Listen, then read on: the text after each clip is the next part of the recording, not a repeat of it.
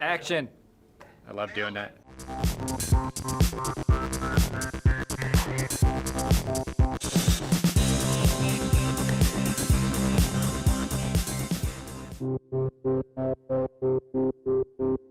This mission is the crewed test flight for the SpaceX Crew Dragon. It has a lot of features and capabilities that hopefully we never have to utilize in a real mission, but Doug and I will make sure that they are all ready just in case we do.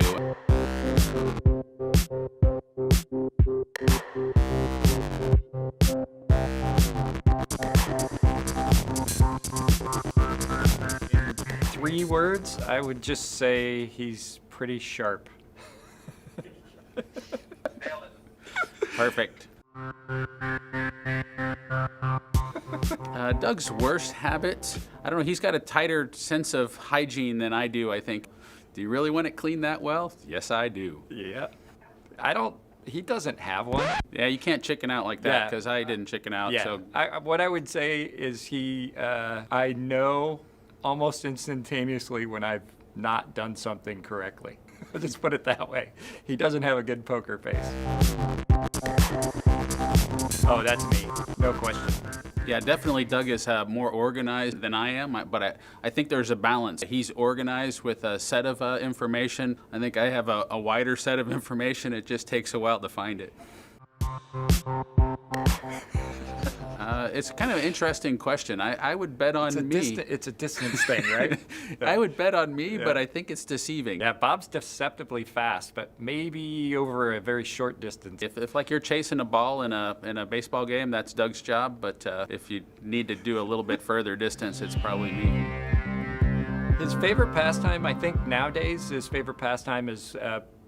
hanging out with his son. And I think that's kind of for both of us, but Bob definitely, that's his. If he has a hobby, that's what it is. I think the answer for both of us is really something that our dads made us do, and so those were the real jobs for us. And you know, that's probably the hardest boss that you ever worked for is your father. And it's not fun work usually. It's cleaning up, picking up, carrying, the good stuff. He likes country and western. No, his favorite music is kind of in the alternative rock kind of category. You know, we both kind of grew up with the 70s and 80s music, kind of have the same probably lexicon of music that we'll probably listen to on orbit. I think I would be lying if I said that didn't happen probably once a week. You know, Bob is just one of those guys that he's as competent, as smart, dependable, especially this particular experience where the last 2 years working, you know, the two of us working directly with SpaceX. Obscure procedure. Obscure anything. Obscure things out. If we had to get some useless information, Doug is always the repository for that. Just as a fun thing, he's the trivia master between the two of us. You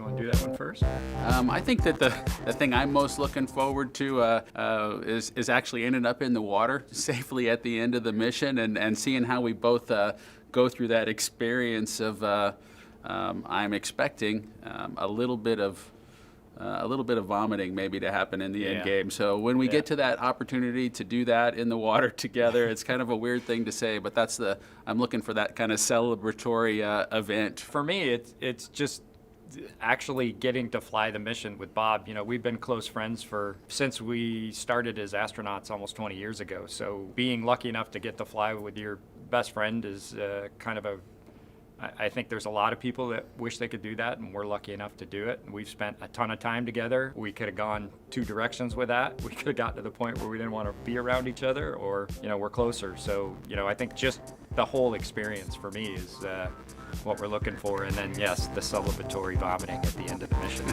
will be excellent.